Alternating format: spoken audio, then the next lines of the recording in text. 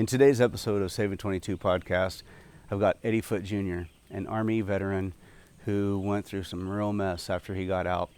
And it only makes sense because when you start looking at some of the things that the part of the transition, right, is we don't have an apartment, going in and then maintaining while then for us to come out to, or a house, so oftentimes you are, staying in, friends or, your folks, a room with them. And, oftentimes, sleeping in the same bed you grew up in and trying to figure things out, trying to bring things together.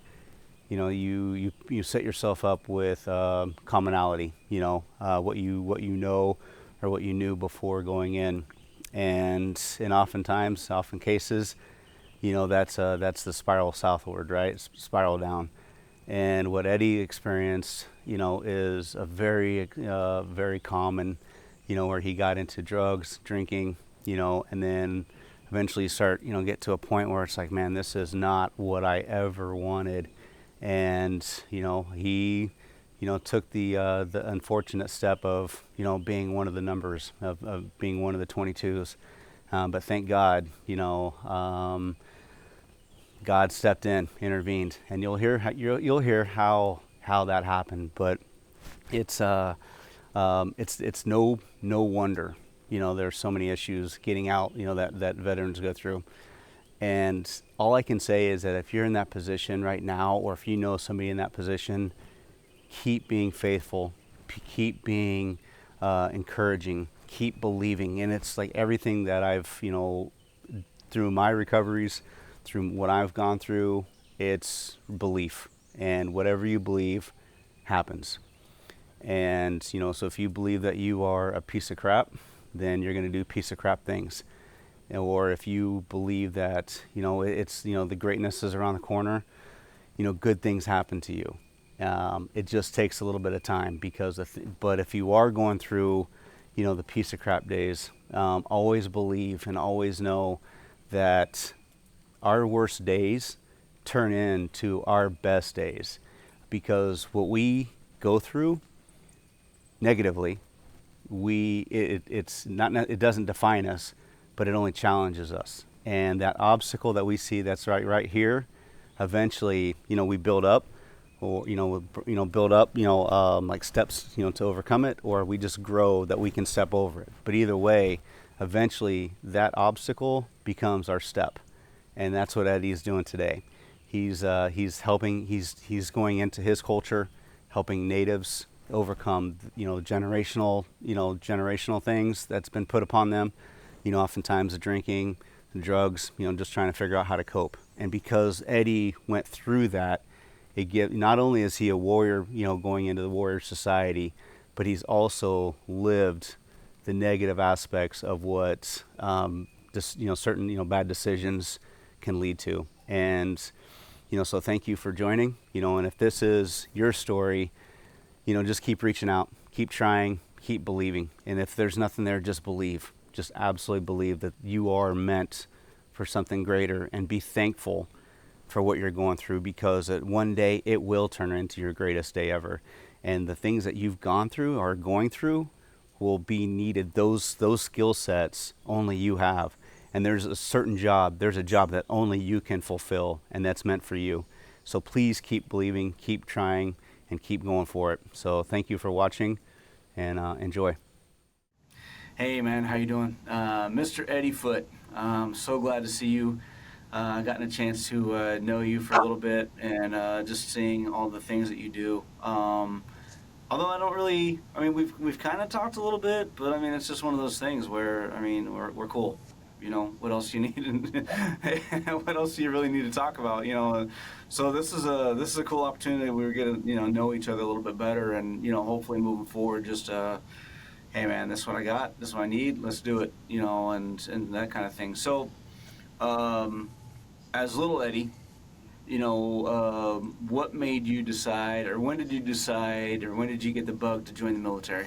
Man, I don't think I ever thought about it, even as a kid. We grew up playing cowboys and Indians, so there was no army Marines or whatever, I guess I knew of some of my uncles and great uncles that were Vietnam vets, but I guess nothing really stuck to doing it. And I grew up just doing sports, but it was more of kind of a I'm bored with life. I did a year of college. I graduated high school. I'm working, for road construction, making, I don't know, 20 plus bucks an hour as an 18-year-old, and I just felt like, I don't know, just a buddy of mine. We just drove to Billings on a weekend from Colstrip when we lived together, and the only one that was open at the time was the Army recruiter. So we walked in there and just had a conversation, and then that's how it happened. We started rapping, and that's how it happened. Was that was that one of those things where you walked in and like 3 weeks later you're on the bus to that MEPS or Yeah, yeah. I didn't even tell my mom. She. I knew she would be dead against it. I'm a mama's boy myself. I'm the only boy in my family, but so it was just they were just open. So I mean, we would have probably went with anyone that was open. And just for the moment at the time, the recruiter's office was in the West Park Plaza here in Billings when it was a mall, and we just happened to walk in there and they were open. So we did the delayed entry program. So within a few weeks, we had then took a bus to Butte to the MEP station and did the ASVAB test, signed our contracts, and then we were. So that was in summer of '03. So I did college that entire summer, and then the fall hit. I left for basic training in December of '03. what did you sign up for? I mean, I didn't even know. I was supposed to be a mechanic. I was supposed to be a Bradley mechanic. Bradley Fighter Vehicle Systems Maintainer, I guess. But it was more of I want to travel the world not on my own dime, and just see what's out there. And that was one of the things they said.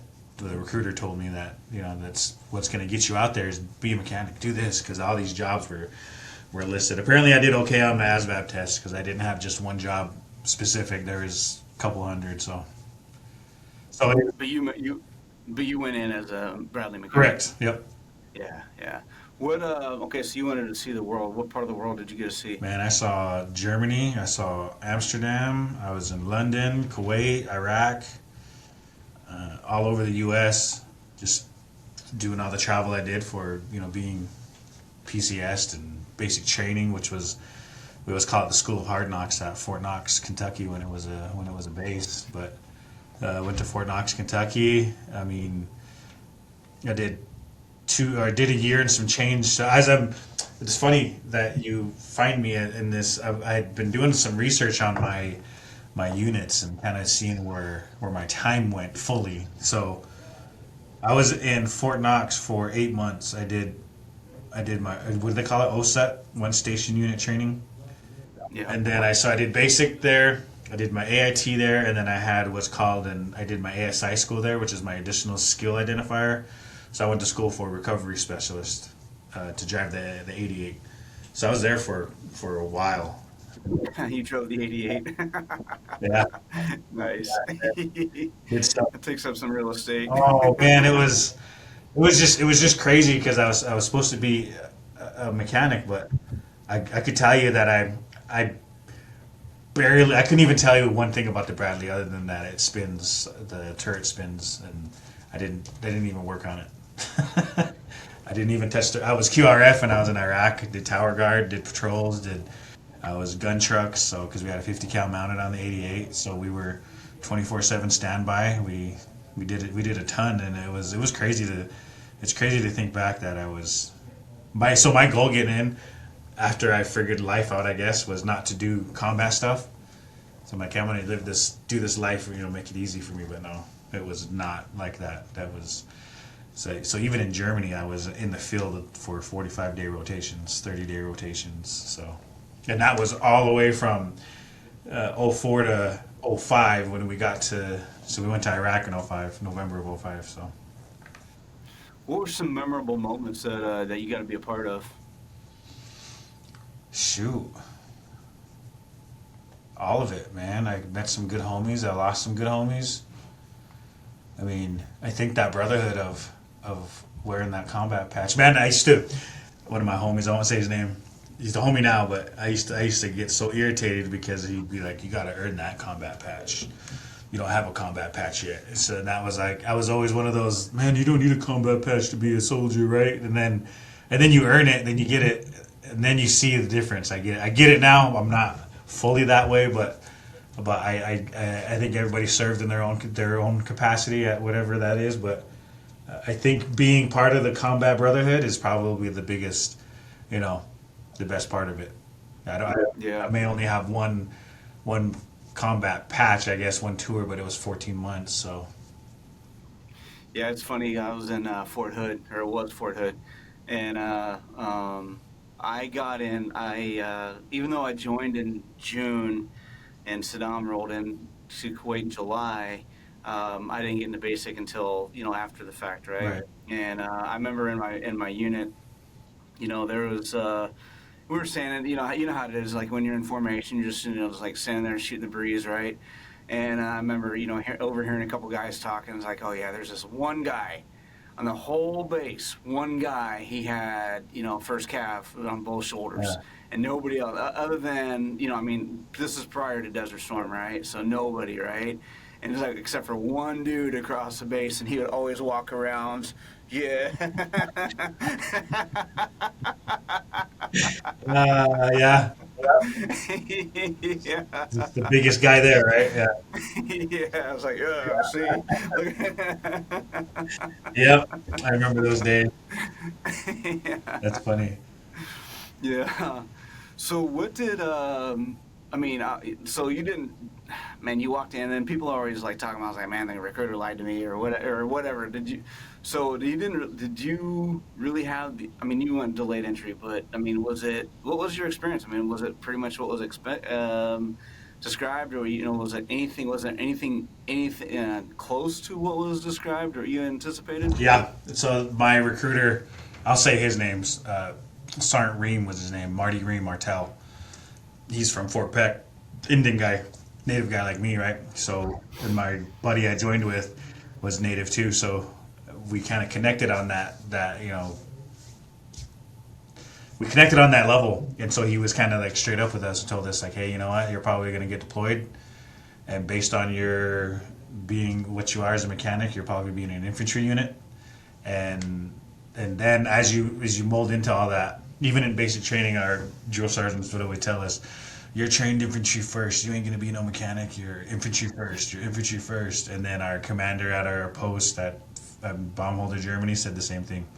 You're infantry first. You're trained infantry. So we did everything infantry, PT, all that fun stuff. So yeah, it was exactly what they told us. And then when we were getting our units handed to us in basic training, our drill sergeants were, what did you get, Foote? And the drill sergeant would be like, oh, you're going to Iraq. You're going to Iraq. And, I didn't really care. I guess there wasn't, the idea of Iraq was never in my brain. I knew everything is happening the way it was, but I guess I never thought of it. When we got there, they had just got back from deployment as first AD and not as a brigade combat team. So they had gotten back, and then we immediately jumped straight into training. So it was trained all the way up into Iraq itself. So yeah, it was everything that I was told it was expected to be. So But yeah, I mean, it didn't bother. I mean, it's what I mean. When you're in the military, you literally have to go with the flow right. because it's like, yeah, exactly, yeah. Did you miss being a mechanic, or did you really enjoy dial into the being an infantry soldier? Absolutely. That was I didn't think that would be something.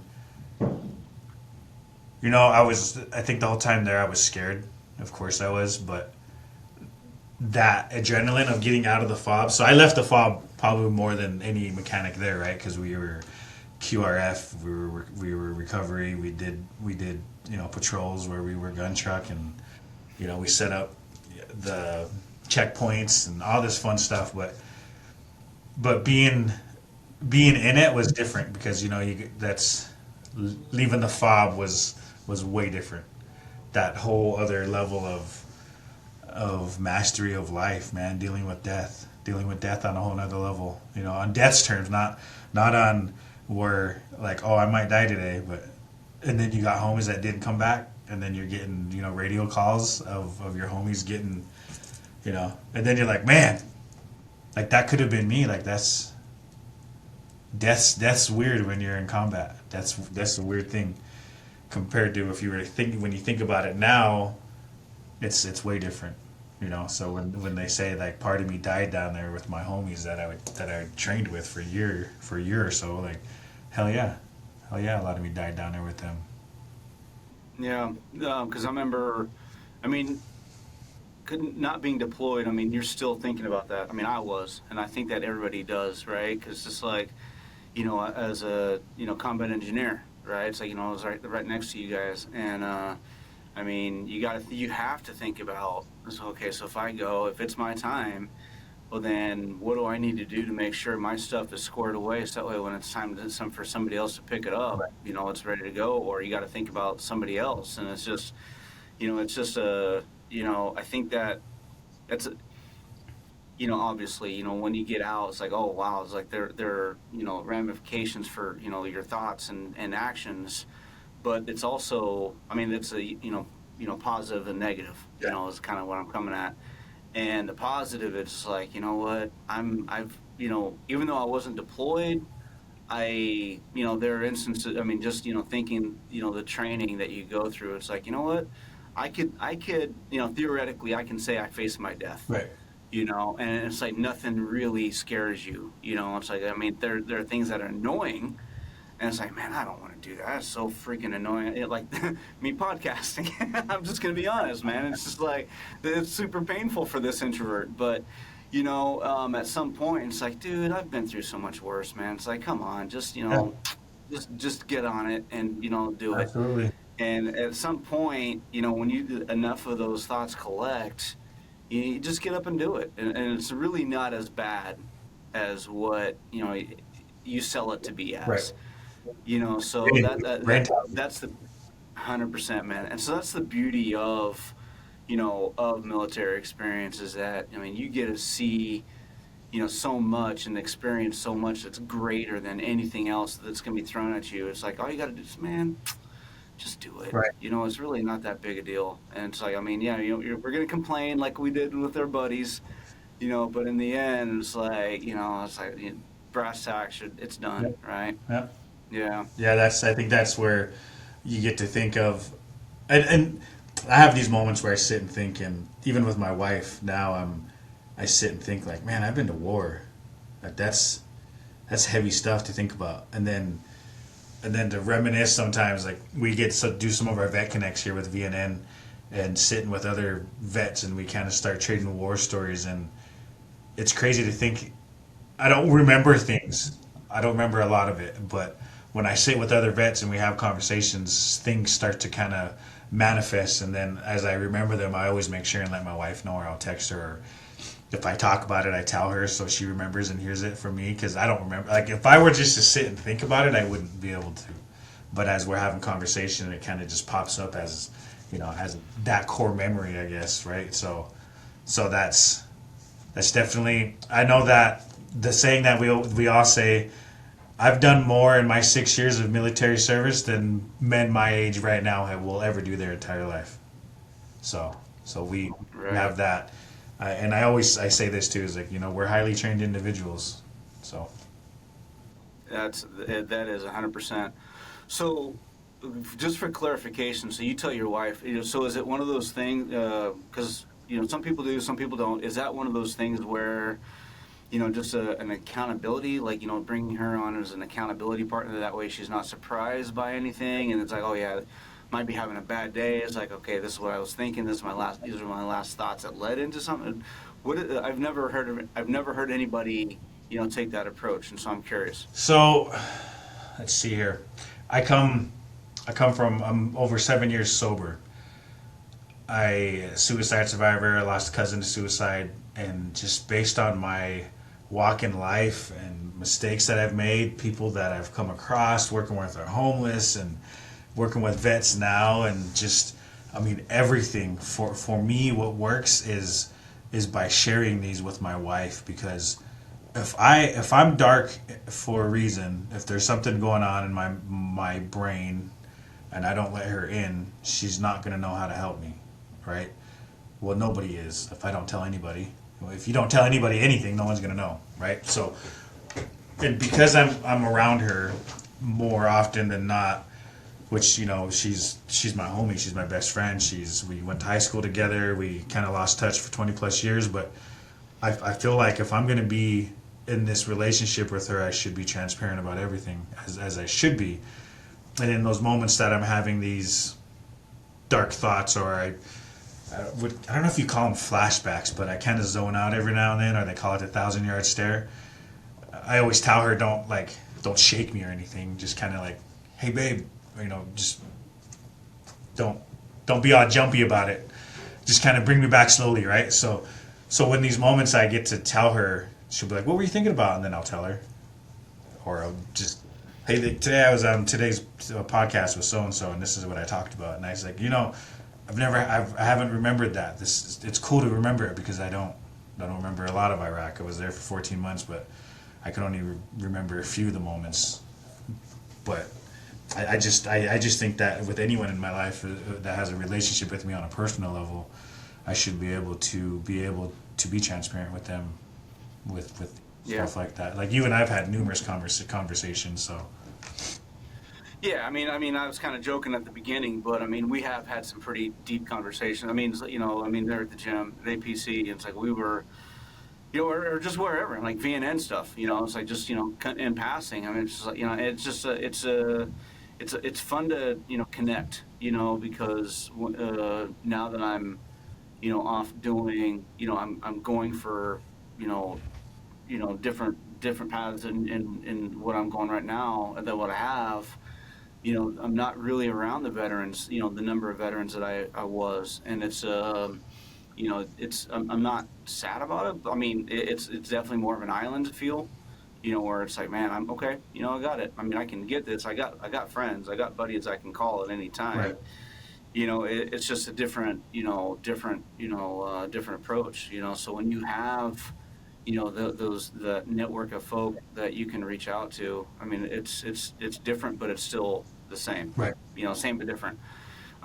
So with your wife, I mean, she's not a veteran, I'm presuming, but she might have veterans. What made her so equipped to being able to accept and work with your topics and conversations? Honestly, again, we go back to high school. We dated for a while, and we were really close back then, and then kind of lost contact through my time in service in Iraq, and we just kind of went our separate ways there. So she, in a way, she was kind of there. She got to see things a little bit. It's funny, we found some letters that I must have wrote to her when I was in Iraq, which I don't recall, which I thought was cool, because it's cool to see that memory replay, and then you kind of be just in that moment for whatever that is. But I feel like she's always just kind of been there, like throughout everything. And then we lost contact for almost 20 years, and you know, we just kind of came back together like we didn't miss anything outside of having our own kids and lives. But you know, so I just think because her dad is a Vietnam vet, or was, God rest his soul, but I think she kind of has that a little bit there too as well. So yeah, she's pretty awesome, man. She just gets me, I guess, you know. She just kind of gets me. So Yeah. Well, I mean, it's, you know, knowing you, and the things that you've battled through. I mean, it's just definitely takes a special person to, you know, be beside you. But man, it's like what a great front seat, what a roller coaster, right? So, I mean, because like, you know, that's this civilian world, man. It's just like, it's no joke. I mean, that travel. I mean, it's like, ah, man, oh man. So what are some things that, you know, so now that you've gone through something, you know, like, as you said, the homelessness, the addictions, the the near attempts, or not the attempt, the near successes and stuff like that. What are some of the things that you're providing with some of these veterans that I mean, because you've been through it, or somebody like close by. So how are you helping these people get through it? Man, just being there, just letting them know that they're not alone. Because I think if you think about it, even for myself, we can tend to isolate ourselves, and then our idea in our brain is to think that nobody wants to help us. We're alone. Nobody understands. Well, when we let people in, when we get to have these conversations, you'll realize more often than not that you're gonna have something in common, even if it's just the littlest thing, like, oh, I drink Monsters. Hey, me too. Boom. That's all you need, right? Like that's that's something pretty in common. So I think being able to have those conversations, and the letting them know that I have an unfortunate extensive amount of lived experience, from everything that I've done to ruining my life with my kids, to being homeless, to suicide attempt. My cousin shot himself when we got back from Iraq and Fort Benning, Georgia. The alcohol, the drugs, the jail time, pending 11 years in prison. I mean, it's odd to think that I don't relate on some level to somebody that's struggling somewhere, because Right. and I think that's, again, it's unfortunate, but I wouldn't change. As I tell my wife, I would go through hell again to be where I'm at right now, because I know that I can do it. Man, there's this question that, I don't mean to change subjects, so it's not even a subject change. There's this question that I heard on TikTok. It said, if you could go back to the day before you sobered up, what would you tell yourself?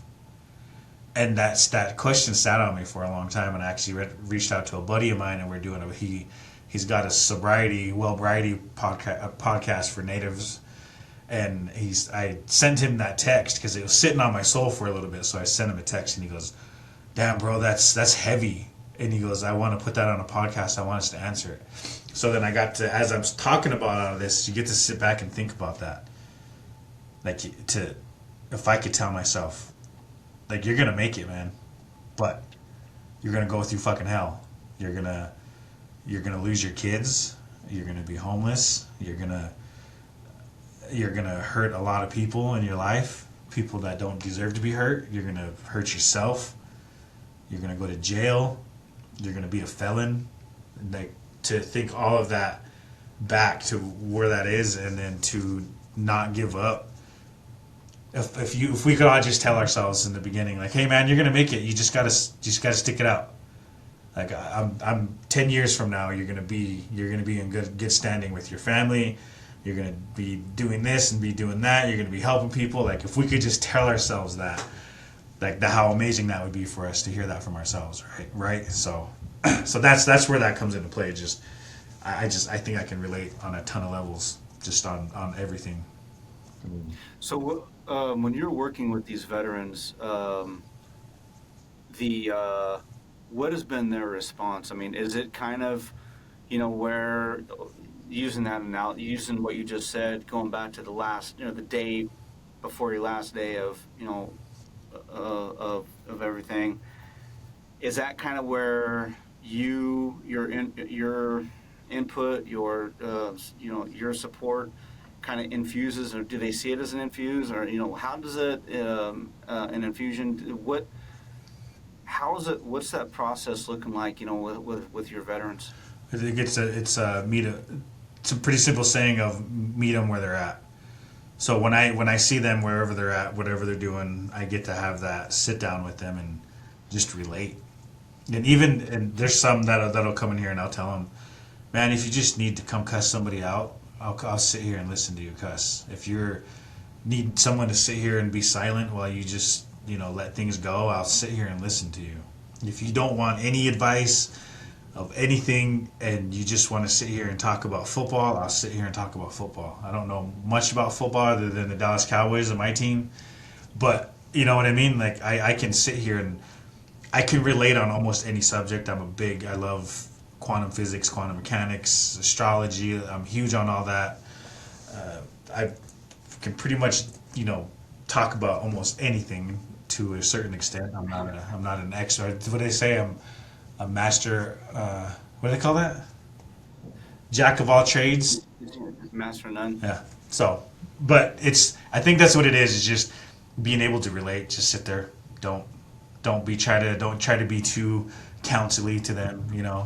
Say them, but in general, anyone for that matter. Just when you try to fix something all the time, that's not always the answer. So.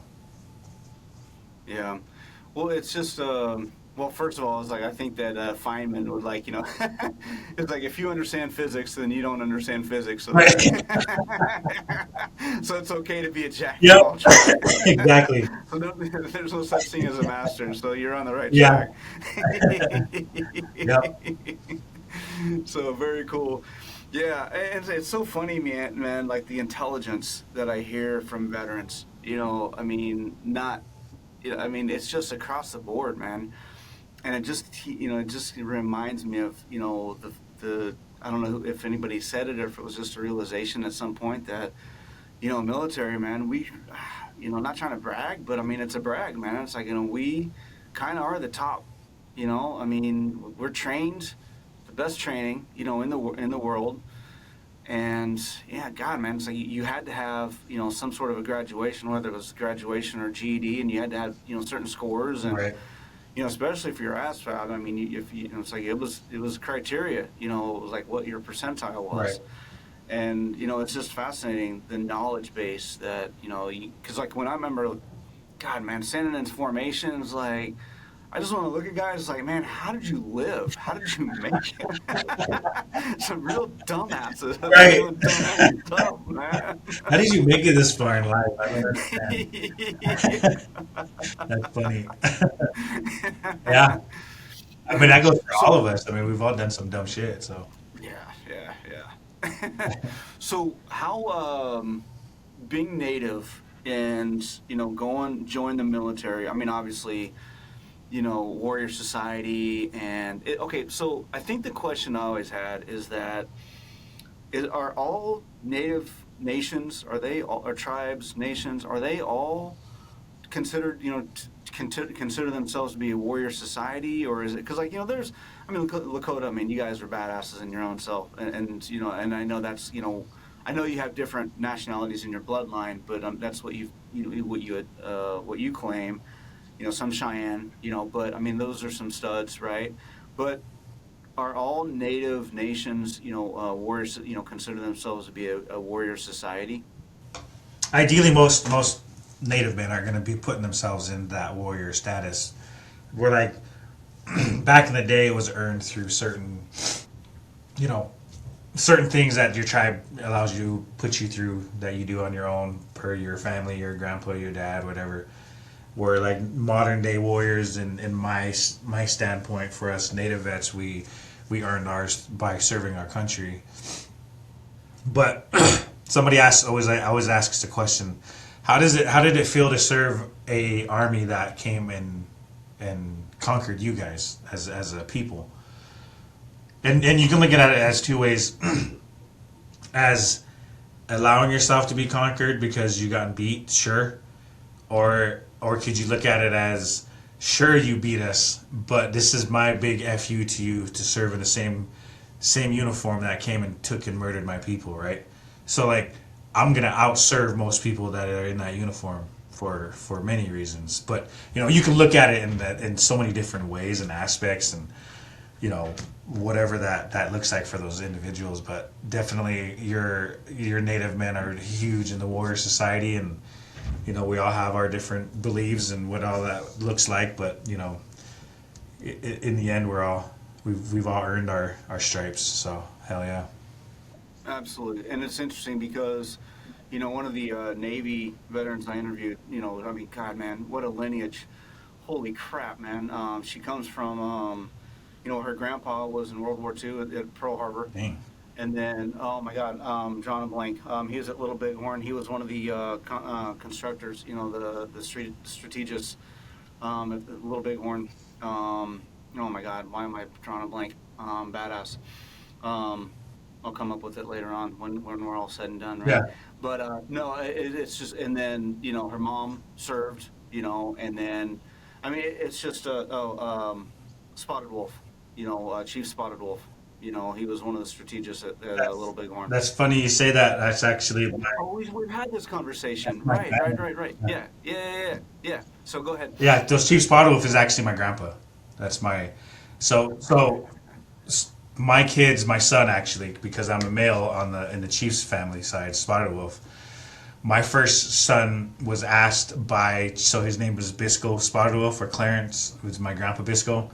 He was Chief Spotted Wolf in his era, and he asked me to have my son carry the Chief's last name. So my son's last name is hyphenated, it's Foote Spotted Wolf. Therefore, my Nice. daughter's is Foote Spotted Wolf as well. So they carry the Chief's last name because that's where, on my mom's side, that's what being a chief part of that family's for. So, or part of it, I guess. So yes, that's Chief Spotted Wolf was huge and a huge player in the Battle of Little Bighorn. So Yeah, absolutely. And it's just, it's phenomenal. And just thinking about, and so when you join, that kind of gives you that extra oomph, because like I'm feeling it now, right? It's like, it just gives you that extra oomph. Yes, like, yeah, I mean, you might not see my name as it, but my lineage is, I'm a better, bigger, badder soldier than you, and my grandpa is like your generals can't out general right, my grandpa, yeah, except for maybe Schwarzkopf, but right, still, I yeah, mean, he's right there on par. yeah, yep, yep. That's true because it's such a, you got to imagine though, that's what 125 years away. It's not that far. Yeah, yeah, That's yeah, three, four generations, 4, 5 from me. yeah. So What a lineage! What a boost! What a thing, man! And it's just so.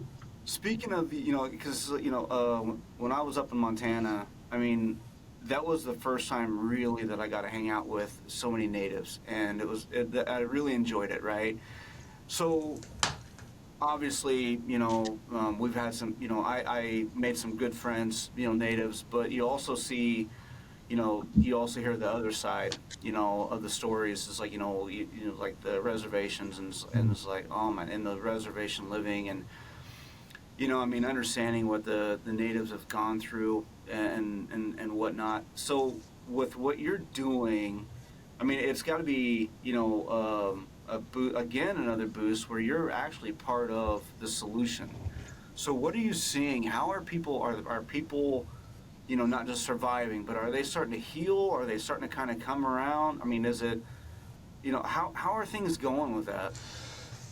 so so generational trauma is what's happened, what has happened, and depending on your upbringing, I mean that goes for anyone in the world. However you were brought up is where your mindset's going to be. But so I grew up off the res myself, without any heavy. I don't speak the language. I know that I'm Northern Cheyenne and Sioux. I know who my grandparents are, and so you got to take, for instance, my mom, when we grew up off the res.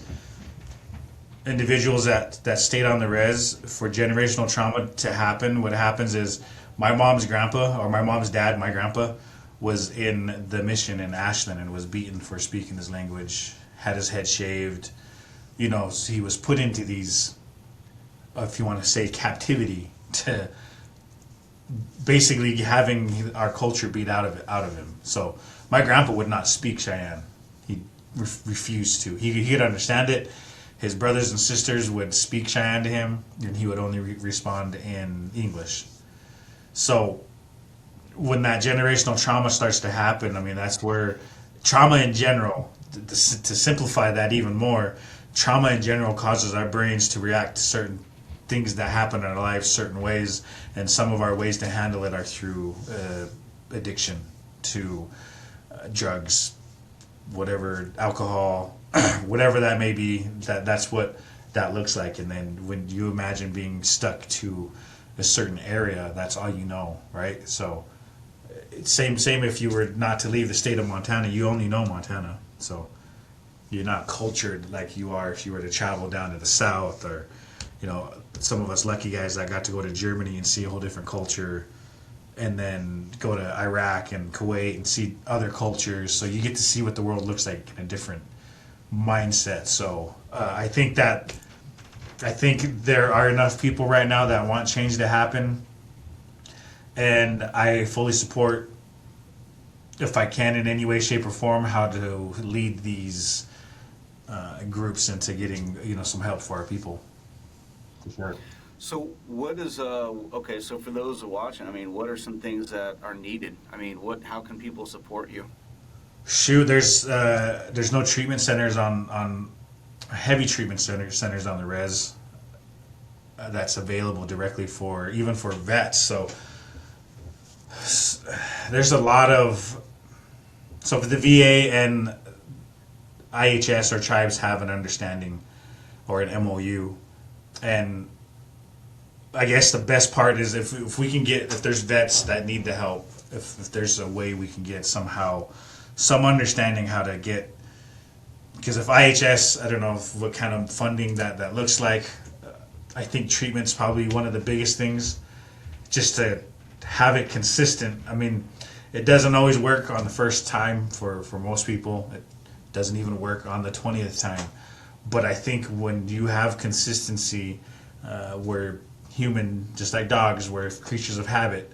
And if you continue to build this consistency, I think that there's a positive change out of even just one person that can carry. You get 20 of me in one area, I think you're going to have an impact, right? But you're not going to have that. You can't just go, recruit a bunch of Michael Jordans just to come out here just to do that specific. Because first of all, you need money. you need the place to put it. You need the individuals to run it. You need, everything that compiles on top of what it looks like to run a treatment center successfully, I guess, whatever success looks like to certain treatment centers, I guess. But I think really what it is just seeing that it's a problem. There's an addiction problem, not even just on our res, but even some of our homeless communities here in Billings are they're native from a lot of the reservations because, what they're not finding enough on their own res, they come here and they find it here, which is there's help here too, but not to the abundance is needed. So. Yeah. And what's, just kind of going through, looking through things that I've gone through and, witnessing that others are doing the same thing, right? Is that help isn't going to be accepted until you're just ready. And unfortunately, and that was kind of while I was making the documentary, is that, what's the catch? How do we catch a veteran before they take their life, right? And it's one of those things where, you just have to go through it. And I mean, I've never been able to get past that as the answer. And as, the eternal optimist that I am, I don't want to accept that answer. Right. But, sometimes you just got to get done, tired of the situation. Yeah. And it's like, okay, this is it. I'm done. I'm truly done, and this is it. But, how do we prevent the suicide being the done? How do we prevent? I don't know. I mean, that's all obviously the ultimate charge, because as long as you're alive, it's okay. So what? Okay, you had another fall, and it's like, okay, you know what? That sucks. And it's like I'm probably gonna be mad. I'm gonna be mad at you. But how do we get you up? Shower you, clean you up, and then what do we need to do to prevent that from falling so hard next time? So anyway, how have you, when you started your position and where you are now, what are some things you've seen, and how has the situation changed, or how has it changed your perspective on things? I think being, it's going to be a kind of an oxymoron to say this, but be confident in your words of healing. I mean, I can read a book all day long. This not a poke at anyone. If anyone who's watching this is a teacher of PowerPoint by death by PowerPoint, and all they do is put PowerPoint up and read it. Like, am I going to take any of that in? Probably not. But if you have someone up there that's passionate about what they do, and they teach it in a way that you get to not only relate, but you make that learning,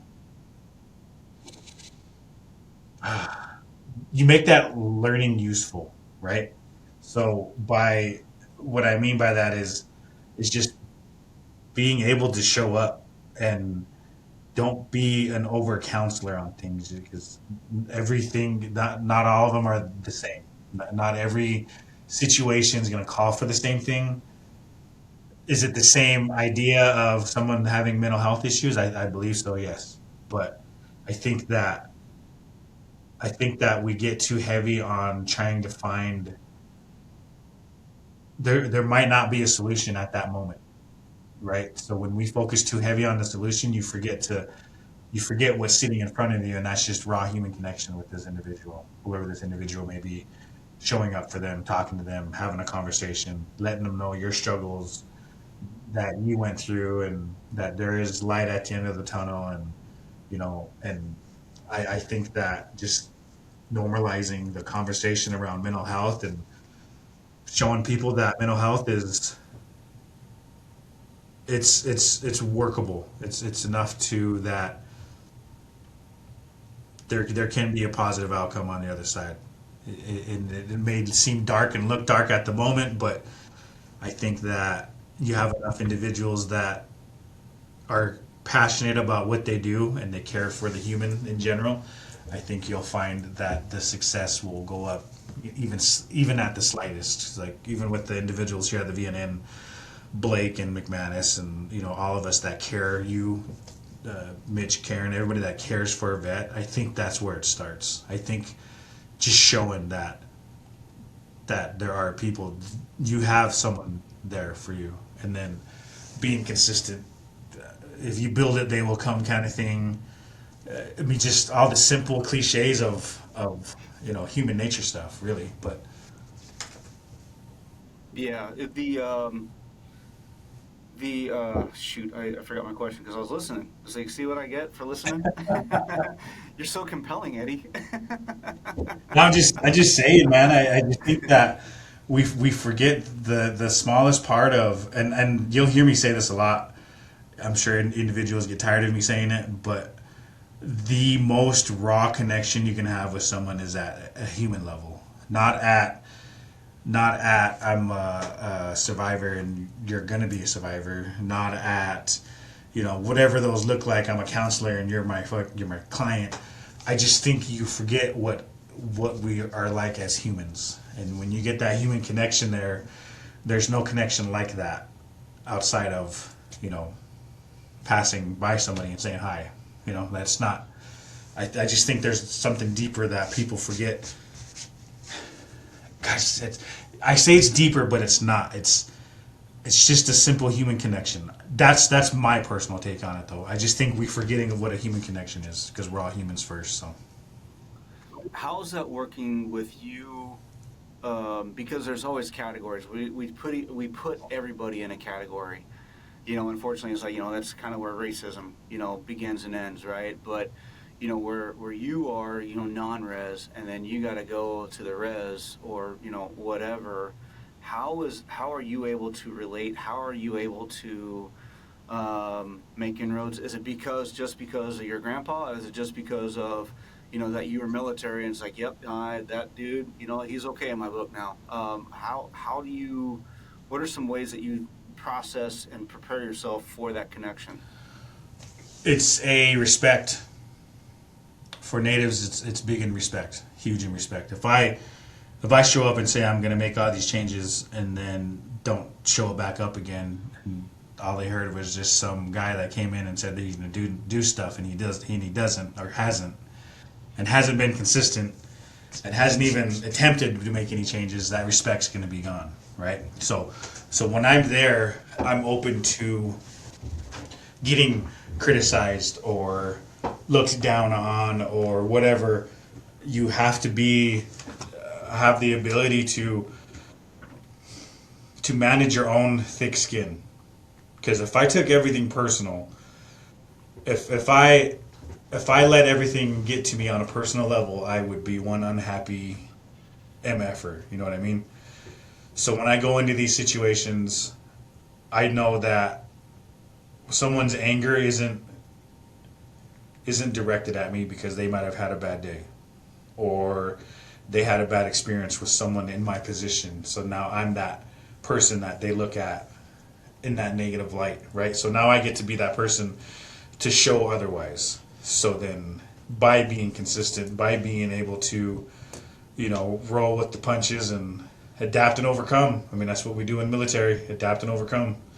And if you just continue to do that rather than being stuck on a one-track mind and allow yourself to, if I get derailed, I just build some more tracks and then I continue forward, continue mission, right? So that's how I see it. Because if I just let everybody,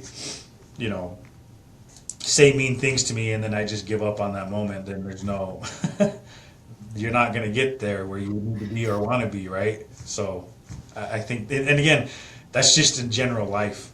You have to be able to, overcome those, whatever those hurdles may be. So Yeah.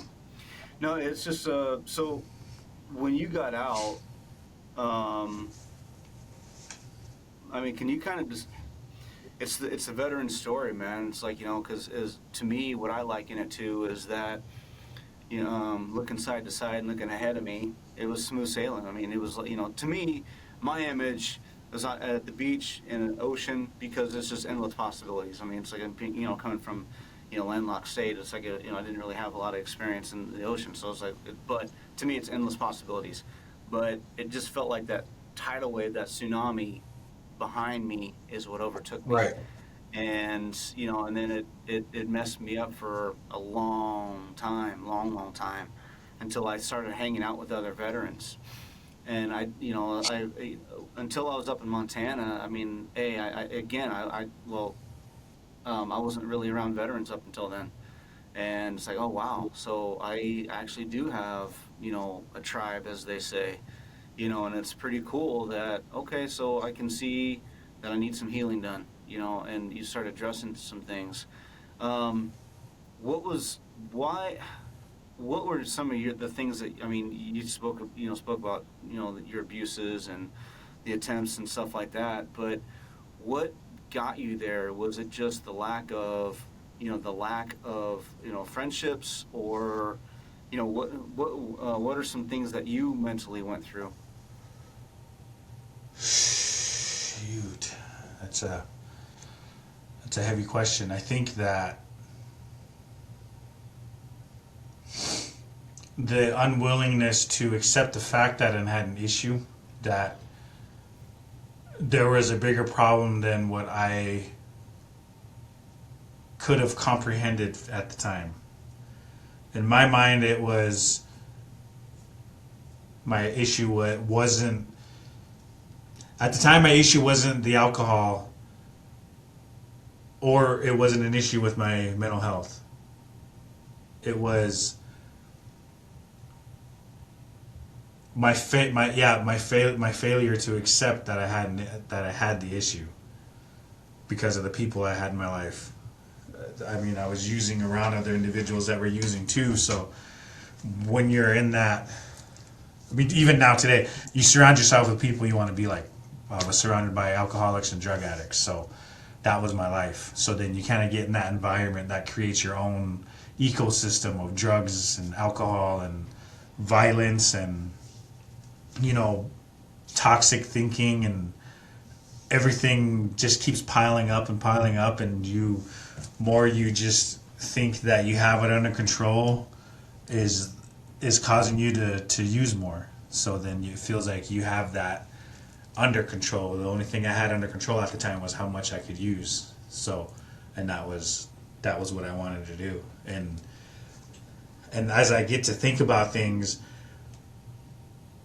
there's a moral recognition therapy through the VA that I took when I was in Camel Court, and there's a you inside of you that gets buried under all of life stuff, your service, your childhood trauma, whatever it is, your abuse, everything gets piled upon on top of this little person. That's the real you, right? So then when you get that thing buried, you lose yourself. So when we get to go back to finding ourselves again, we have to dig through all of what is holding this person from being the real you down. So So by doing all that, you get to dig through all of what you thought weren't issues, or they're not, and they became issues. So it's a. I think there's a long road to a mental health that even today, that I work so hard at my mental health, I still make mistakes daily. I still have thinking errors. I still have, you know, just mistakes that I make that I have to correct for tomorrow, so I don't make the same mistake again. So I think there's a lot of back to the little person, the real me was in there trying to get out, because I remember thinking I have to get better, I have to sober up, I have to stop being this person that I am. I have kids out there, I have a family. At the time, my significant other, she deserved better than who I was, but I wasn't willing to accept that I was the best at that time. Was that a void because you're no longer in the military and like the demands were no more, and you're just like, man, I gotta, yeah, I'll just start, finish with that. Is that kind of where it was? Yeah, I think that you go from 100 miles an hour to no miles an hour, to from riding a speedboat to sitting on a fucking log. There's the same drive. I heard it on a podcast once. You'll never have another time in your life where you get to focus solely on a mission like you did in the military. When you get out here, your brain is not focused. It's so scattered that you don't know what to do and how to do it. So you tunnel vision yourself, and or you overwork yourself, or you forget about life, and you just start chasing these high-end jobs, or you chase money, or whatever it is that fills your adrenaline, whatever that adrenaline rush is for you. So yeah, I think for me it was heavy into losing all my buddies, losing myself as because I wanted to stay in. I wanted to go infantry, and I wanted to do SF, and then I got a medical discharge. They kicked me out, gave me a wonderful severance package, and said, "You're no longer needed in the military." So then they sent me home, right? So then your sense of, I really hate focusing on purpose, because that's not, but your sense of purpose feels tarnished, because what I knew at the time was military, and then you come out to nothing. Then there's no, we're all grown men, we could have figured it out. But for me, and somebody pointed this out to me, I went from an 18-year-old living at home with my mom, or at the time I was living at a buddy's house. We all lived there together, my army buddy, and then we were all paying our own rent and stuff. But we didn't get to experience life at that point. I experienced it from graduating in 03 or 02 to the next year in 03, because I went to college, and then that summer I joined. So 02 to 03 I did college, and then 03 I joined the military. So I didn't live life. So when I got out, I didn't know the first thing to go find a job that correlated to my military career, and I didn't know what that was. They just said, "Hey, you got a GI Bill, you can probably go use that." And then I went to the VA, and they gave me what I think at the time I was at 70%, VA service connection from my time in service. So, like, to me, that's what my life was. And I had no goal, I guess. There was no goals for me. I didn't know what to do. Just kind of lost. How did you stumble upon, how did you figure it out? I mean, just it's like, how did you find your purpose, your goal? I fucked up a lot. I became a felon. I drank. I did drugs. I caught an aggravated assault with a weapon, second offense PFMA. I lost my kids.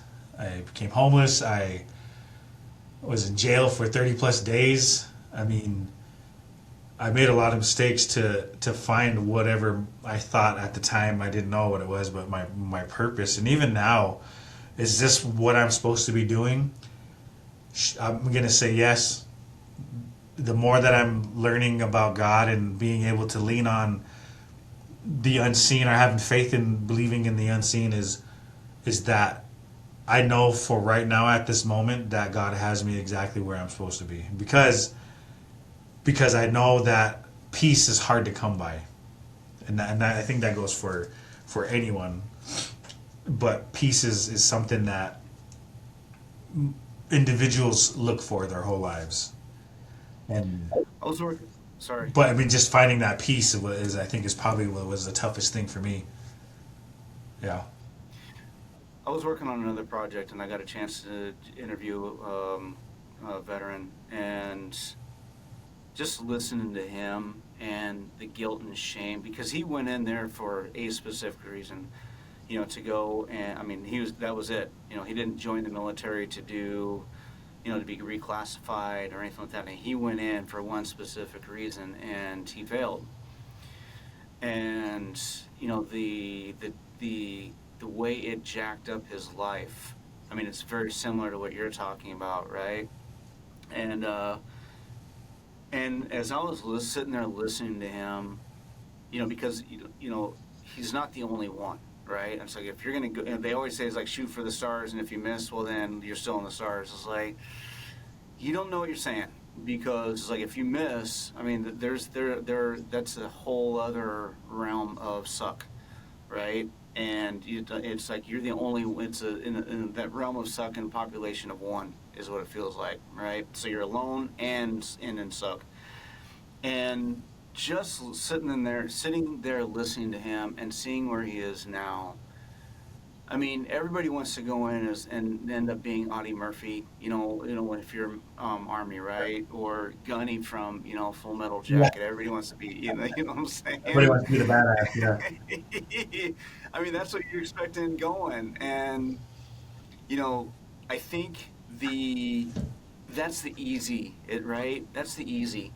Because you go in there and fulfill everything that you're just be, Top Gun, Maverick from Top Gun. I mean, you just go in there and that's who you are. But it's a special person that fails, and I don't even really like saying failure, because it's like, with what you and God, it's like, I'm coming to grips with my faith as well, in that, we go through what we go through, sharpens us, Right. and makes us better.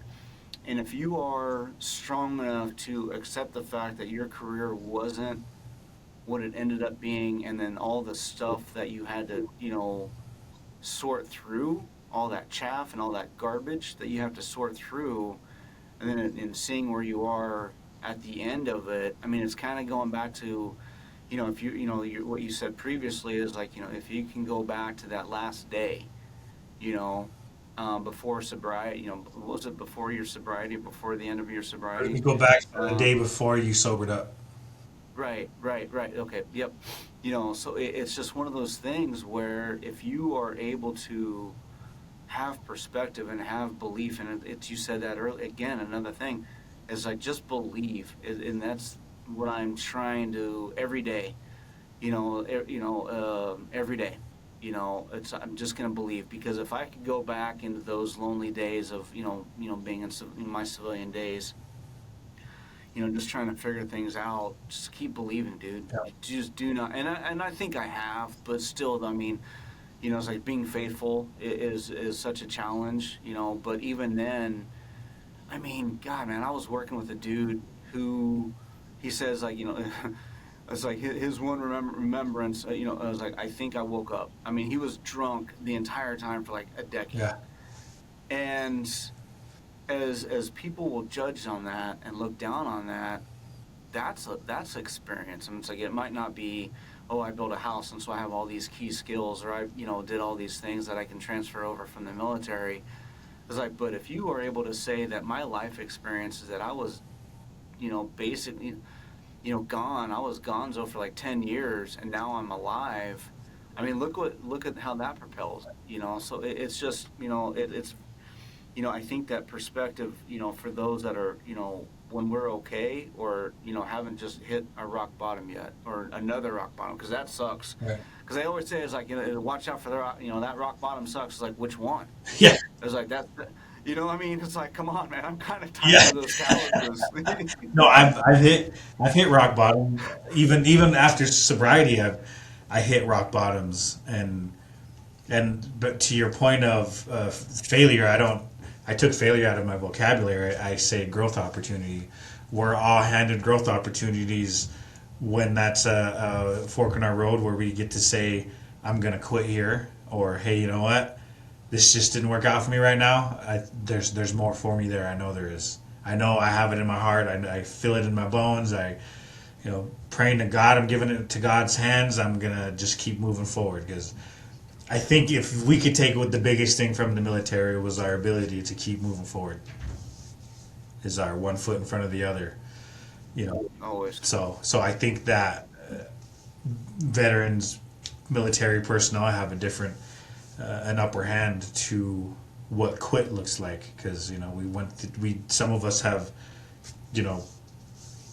basic training sucked. Alone, basic training sucked. So the life of what that is, and our ability to adapt and overcome, I think, is probably some of the biggest things that we get to carry with us. So, adapting. Yeah. Right. Water drive on. So, I hate talking about these things, but it's truly the reason why I'm doing it is like Saving 22, right? So, you said that you're a survivor, and for those people that are watching and listening, what got you there, and what helped you realize, I mean, obviously you didn't succeed, thank God, but how is that propelling you, and how, what you learned, and is it possible to keep someone, how do we keep someone from making that decision? So, I mean, there's I don't know, 7 or 8 different questions in there or whatever, but yeah, I mean, just choose what is right for you. I think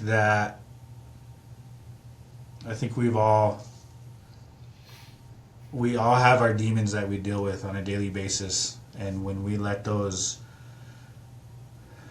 whatever that darkness is, consume our life, you compile that with drugs and alcohol, with a terrible relationship, your own mental health, the world around you, I mean, your own environment, your own ecosystem.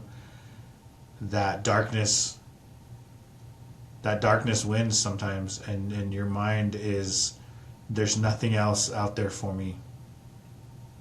So then you automatically like to think that everybody is better off without me, because all I am is an ailment to those, not only to myself but to everybody around me. So then you are at that moment of no return. And I remember, I didn't remember any of this. I hit my knees in jail, and God revealed a lot of stuff to me, and it really broke me as a person. But I pulled the trigger point blank. I remember flashing white.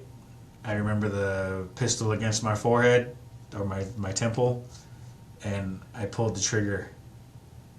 And then it flashed white, and then nothing happened, and I heard the individual screaming upstairs. And it was kind of like a moment of,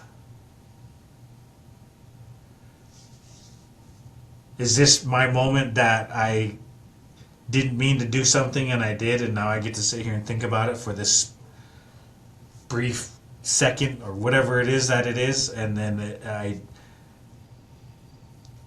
somehow, whatever that moment was, I crawled out of it. The cops came after me. I was surrounded by cops. Actually, there's a story behind that, but I was wearing my Iraq. I had a polo of Iraq, my deployment, and I was wearing my medals. Why, I don't know. But it was raining. It was like a movie. It was weird. I was high on meth.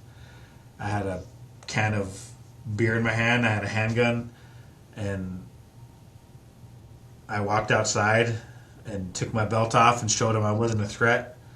They tased me and took me to the psych ward. And even through that, I went to PTSD SUDS treatment out in Sheridan at the VA there. And even through that wasn't my want to stop. It didn't. I went to jail. I served my 30 plus days in jail. Got into camel court. Somewhere in camel court, my mentality changed because it almost felt like whatever I was doing at that moment when that change happened. They call it a full person change, a whole person change. My mentality going into camel court was I was going to go into camel court and finish whatever I needed to do so I could be done with it and go back to drinking. Somewhere in there, following God, going to church, He guided me in a direction that put me into where I'm at today. But through struggle, definitely, I didn't relapse. I'm over 7 years sober, but I wanted to.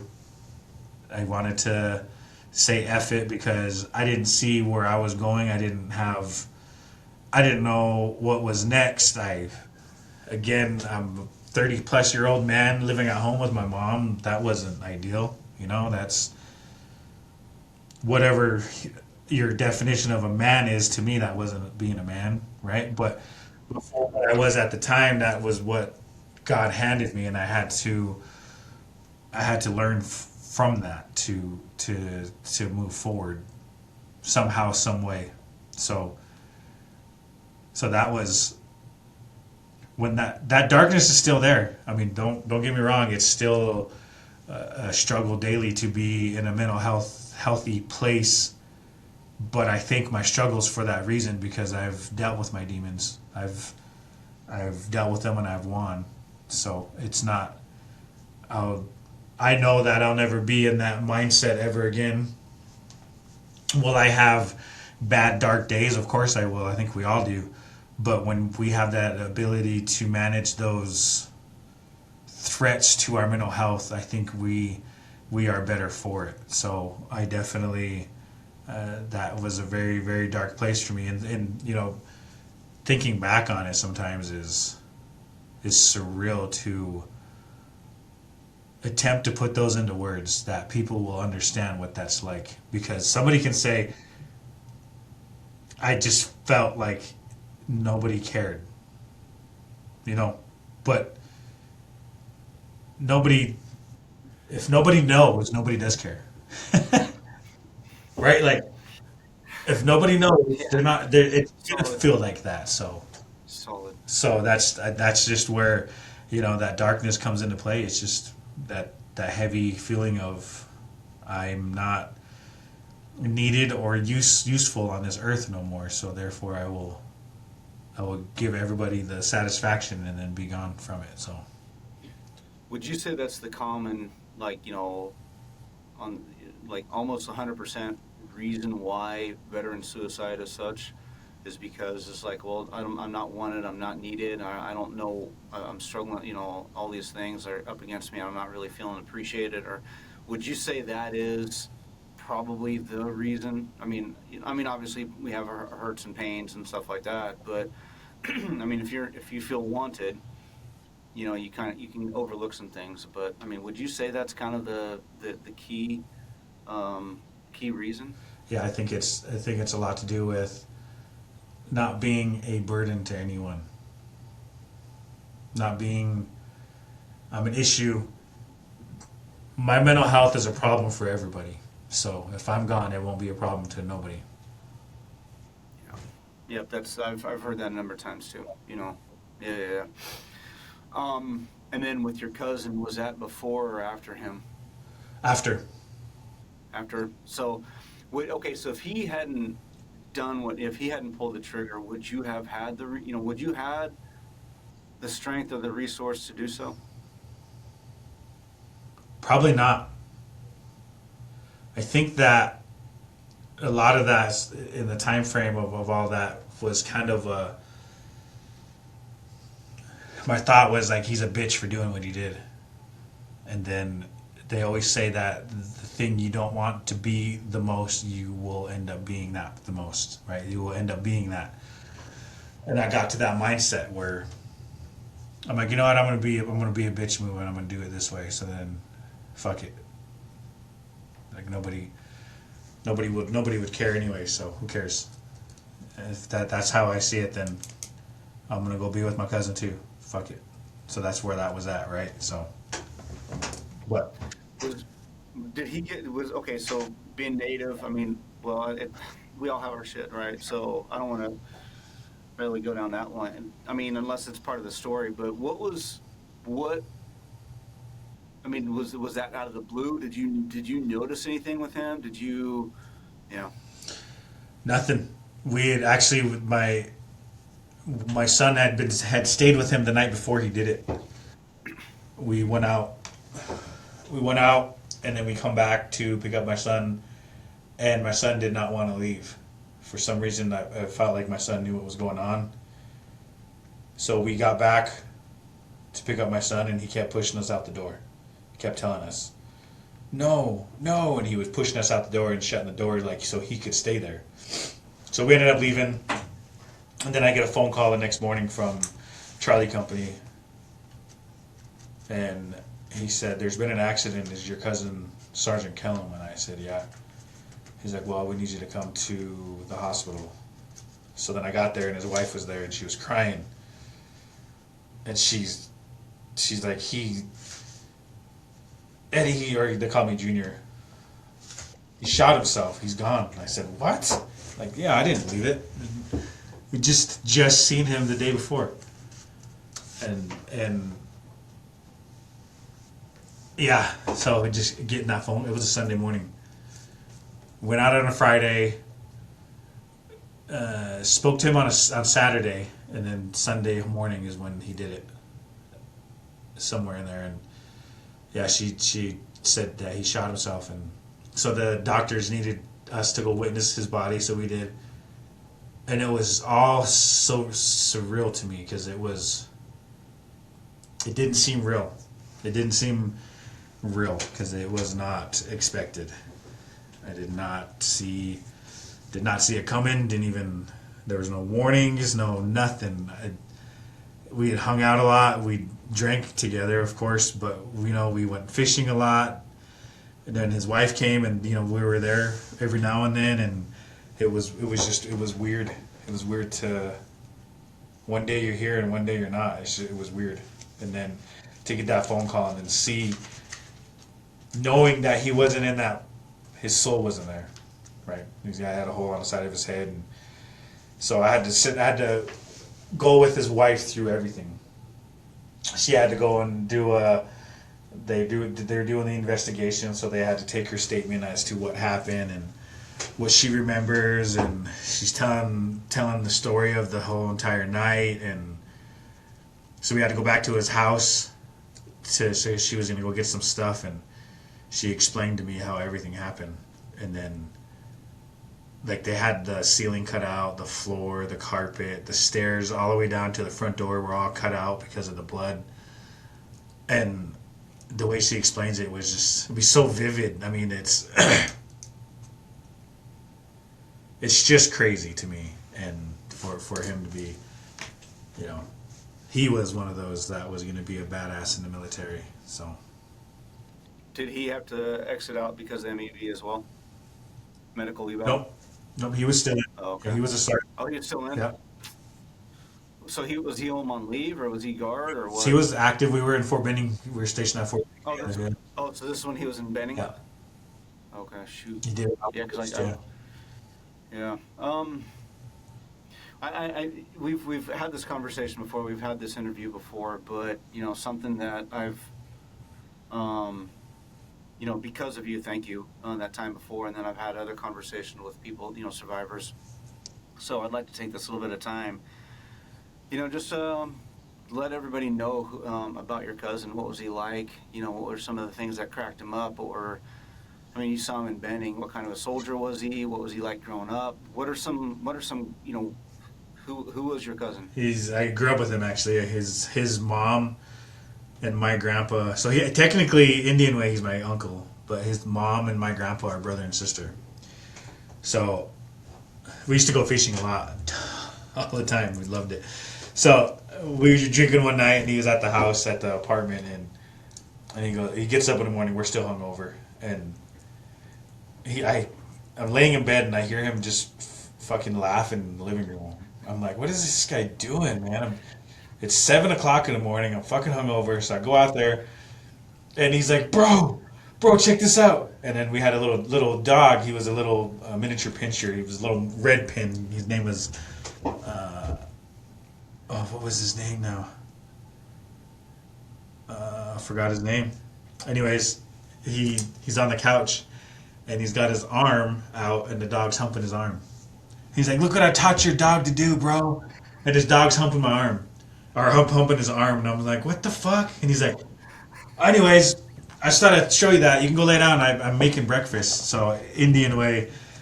I go back in the room, and I'm like, this guy's out there teaching our dog how to fucking hump. What the fuck? So we're laughing. And then he's like, all right, breakfast is ready. I made native round steaks. And if there's natives that are listening, they're probably laughing right now. But native round steaks is fried bologna. So he made fried bologna and eggs for us for breakfast, and he cracked me up because he called me one time and said, "Hey bro, can you come get me? I'm scared." I'm like, "What do you mean?" He's like, "My friends keep knocking on the back door, and I just want to come stay at your house." And I was like, "All right, cool." So I get over to his house, and he lived in marriage buildings. I think at the time they were changing out from barracks and they were building new. Like married barracks, what the fuck they called? On post housing. And he's like, check this out. And he had a bear rug on the floor he would sleep on in the middle of in the living room. He had no TV, nothing. He just had a bear rug and a blanket and a pillow he laid on the floor. And he's like, look at this motherfucker. And he walks me over, and there's a cockroach. And he split the cockroach in half, and he had it laying there.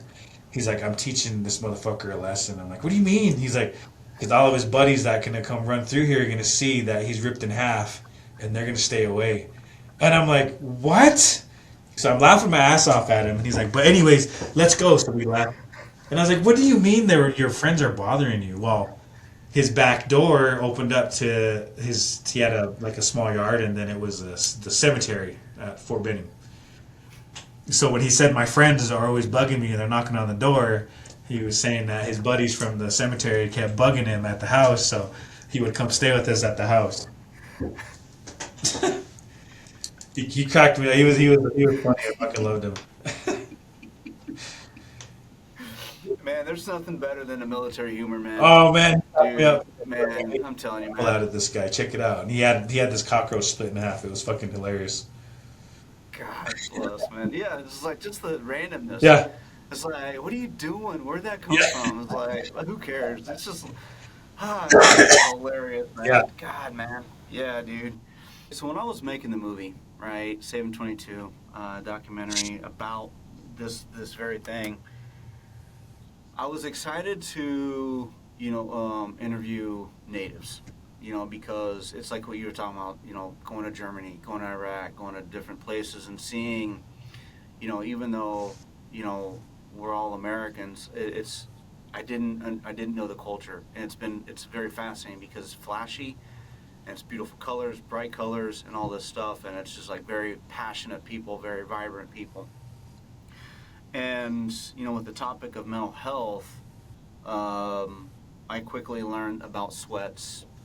I didn't know it before, but one of the things that I wanted to, try to figure out how to touch upon is, okay, so with Western culture, white people,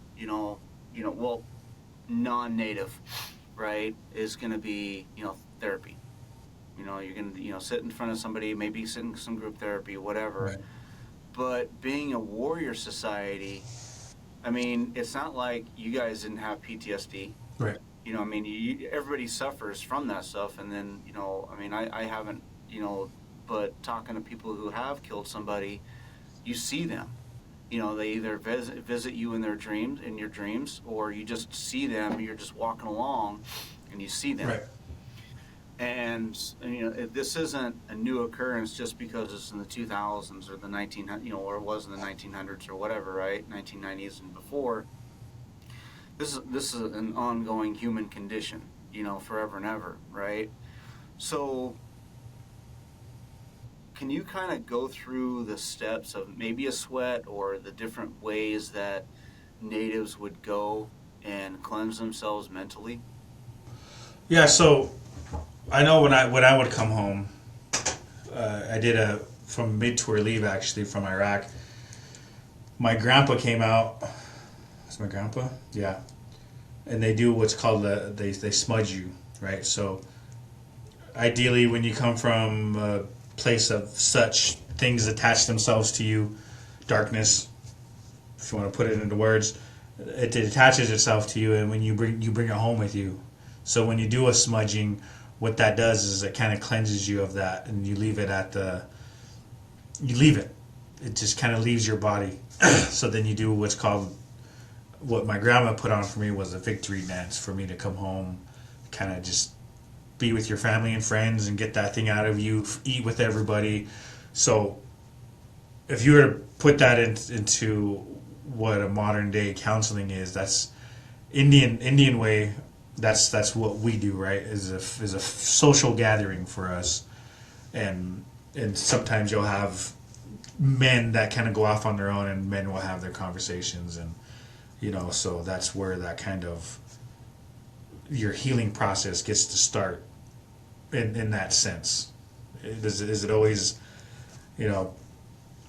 so like a sweat's kind of that same understanding of just letting your stuff go. I don't know. My grandpa was big into peyote. He was a peyote, did peyote meetings. He was a medicine man. I'm not too 100% sure about what that looks like, but my dad teaches me little things here and there. But there's ways to to get your kind of head out of that, and even as simple as going fishing or going for a walk or shooting your gun or just being around other natives, really. And then Indian way, we tell stories and laugh, kind of like what you and I just did, right?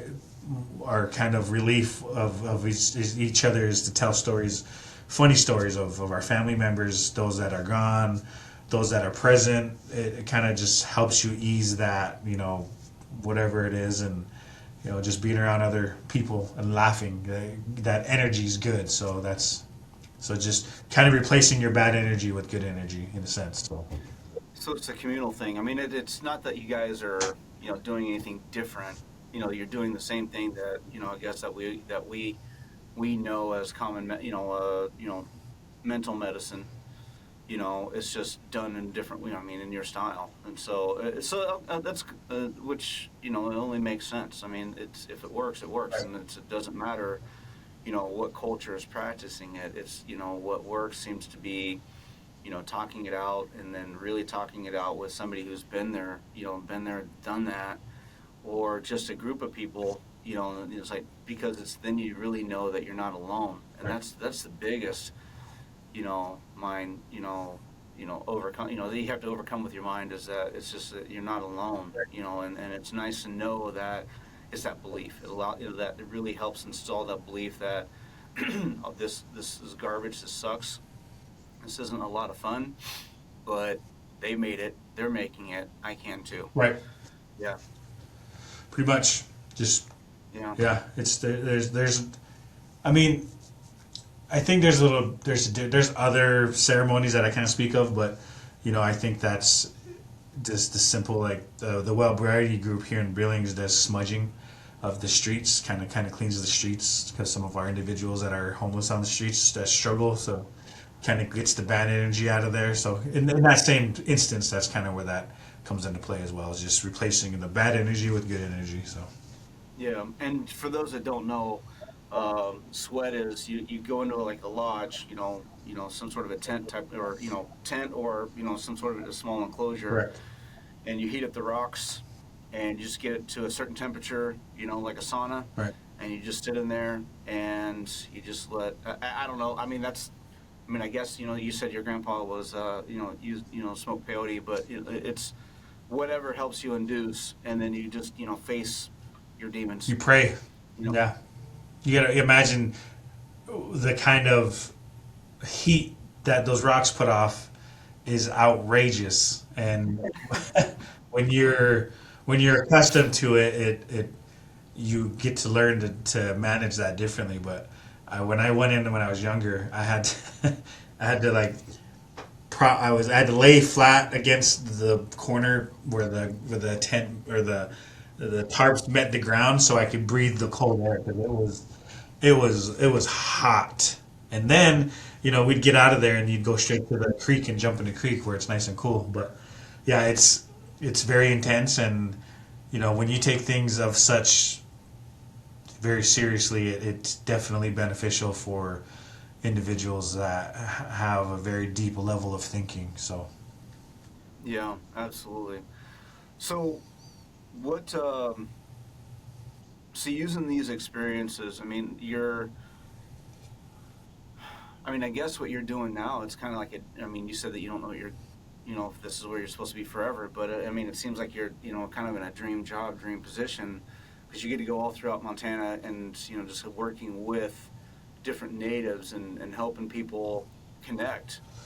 Even though, excuse me, Montana, it's basically the size of a small town, like 1 million people or so. It's still, quite spacious, and it's very easy to not be connected because, internet can be, spotty at best in a lot of areas, and cell phones, but and then that's kind of a lot of the reason why veterans like to go to Montana yeah, is because it's like, careful what you wish for. You want that seclusion, boy howdy, and unfortunately, yeah, boy, the devil's playground, and make you make bad decisions, and that's, and that's why I'm very blessed to be able to have gone to Montana, in the first place, and worked from there, and getting to know so many amazing, meet so many amazing friends that, I get a hold, I hold myself accountable. It's like, okay, this is what they were doing. It's like, okay, I can do it too. right. And, just seeing you working out in the gym, it's like, finally, I told you I was going to get in the gym. I've finally done it. I've been at it for like, 5 weeks now. Oh yeah, So I told you I was going to, I told you. yeah, It's like, all I needed to do was walk through a door. yeah, Like I was working out. It's like, man, excuses, man. It's like you're talking about. You're going to fall down 20 times. You're probably going to be falling down 20 times more. yeah. But at some time, you just keep believing, and sometime it's going to work. Right. And that's the beauty. So, what when you're working with, VNN and going around and doing and helping, what's been the biggest problem, the disconnect between veterans and help? Maybe the VA or, just the nonprofits that are out there available. What's been the disconnect that you've had to, God, if they only understood? Just the resources. The reach of the resources. So, for instance, Fort Peck is out in the middle of nowhere. So, geographically, the VA that's in Fargo is closer than the VA that's in Billings to them. But because they live in the state of Montana, they can't use the VA in Fargo unless they live in Fargo and are registered at Fargo, right? So for instance, like that's Fort Peck is way out there in the middle of nowhere. It takes 4.5, 5 hours for me to drive there from here in a one trip to get there. And then just being so far out, not knowing the resources, and not that, but resources, not knowing what their capabilities are in these areas, right? So just bridging these gaps that you see. Even as far as Crow and Lame Deer, we're starting to get more meetings. I'm traveling to Lame Deer.